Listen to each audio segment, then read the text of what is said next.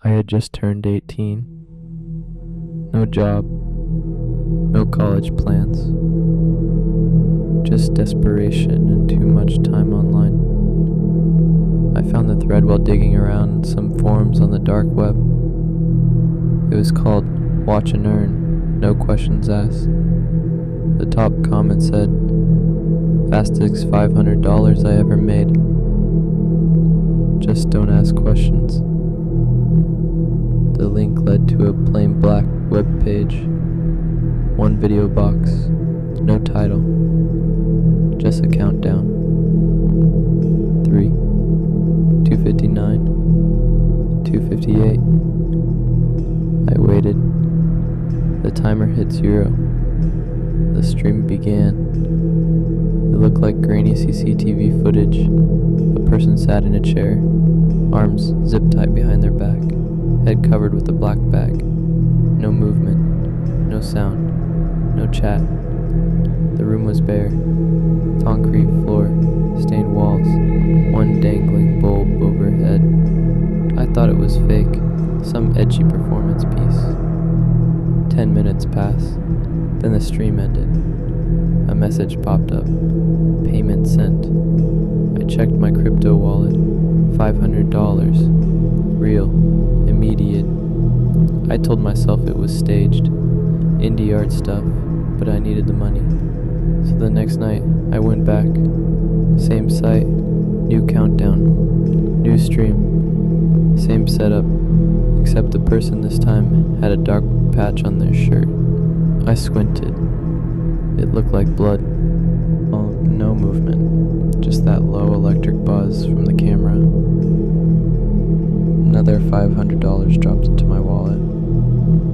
I kept coming back, night after night.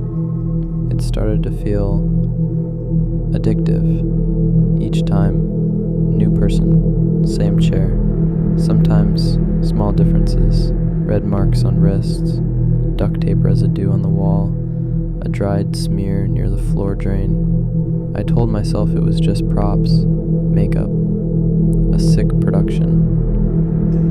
Then night 5. The person started to move. Not much, but enough. A twitch in the legs, their chest rising faster. You could see them struggling against the restraints barely. When the stream ended, a new message appeared. Thank you for your compliance. I stared at those words for a long time. That night, I barely slept. I kept thinking about the way they breathed, like they knew what was coming. On night 6, the room was darker, cold, industrial, exposed pipes, stained concrete, a rust-colored puddle near the chair. The person wasn't still anymore. They were shaking, crying, shoulders jerking with each silent sob. A light bulb flickered overhead, casting shadows that didn't line up with their movement. I noticed something else too, a streak of dried blood running down the back wall, thick, old, missed during cleanup. After that stream, just a black screen. I should have stopped, but I didn't. Night 7 changed everything. I logged in. The stream had already started. The angle was different now, lower, wider.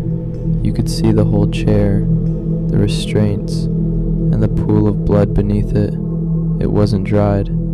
The person's feet were bare. One of them was missing toenails, like they had been pulled off. Then a shape moved across the far wall, a shadow. Someone else was in the room, watching from the corner. The camera glitched, the frame stuttered, and suddenly the restrained person started thrashing violently, muffled screaming under the bag. Hamilton tried to close the browser, but my mouse froze. The keyboard didn't work. Then a line of red text appeared across the top of the screen. You agreed to watch. The screen went black. No payment that night. I didn't go back. A few days later, I saw a news article. Some guy got arrested in another state. busted for running a darknet torture for hire ring. The photo in the report showed the room, same chair, same wall, same blood stain. They found 6 victims, all missing.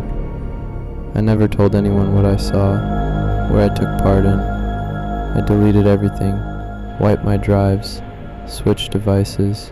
I haven't touched the dark web since. But sometimes I hear that same buzzing from a laptop fan, an old fridge, the bathroom light, and it hits me. That sound, that room, and the people I watched. Hi, my name is Travis.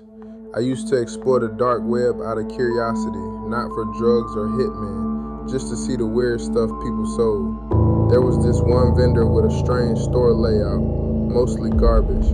Cursed dolls, haunted mirrors, demon-possessed USB drives, but one listing caught my eye. Memory jar, 1 of 1, human experience preserved, $200. There was only one photo, a plain mason jar sealed with wax, inside a few strands of hair, something that looked like dry skin, and cloudy liquid, almost like milk mixed with ash. The description was vague. Real pain, real love, real fear. View at your own risk. It sounded like a scam, but I was bored. I bought it. 3 days later, it arrived. No return address, no label, just a small wooden box with the words, "Do not open alone." Of course, I opened it immediately. The jar was colder than it should have been. Even the glass fogged up when I touched it. I held it up to the light. The cloudy fluid shifted, and for a second, I swear I saw something in it. An eye, human, open, floating. I almost dropped it. I set it on my desk and didn't touch it again for hours. That night, I started hearing things. It wasn't voices, more like echoes. Laughter, a baby crying, a scream, all muffled, like they were happening in another room, only they were coming from the jar. At around 3 a.m., I saw something impossible. The liquid inside started to swirl on its own, like it was stirring, and right in the center of the jar, I saw a face, mouth open, screaming, eyes full of terror. It lasted 2 seconds, then gone. I looked up the vendor again. The listing was gone. Store, deleted. No way to contact them. I tried putting the jar outside. Didn't help. Tried smashing it. Wouldn't break. Tried boiling it. The pot cracked, but the jar didn't. And every night since then, the memories get worse. I don't just hear them anymore. I feel them. One night I woke up sobbing, my body cold, and I didn't know why, until I realized I was reliving someone's death. Another night I felt rage so intense, I punched a hole in the wall. No reason.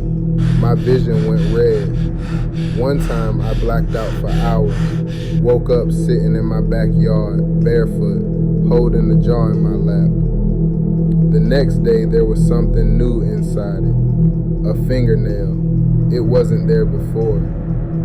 I'm writing this now because last night I saw my own reflection in the jar. But it wasn't copying me.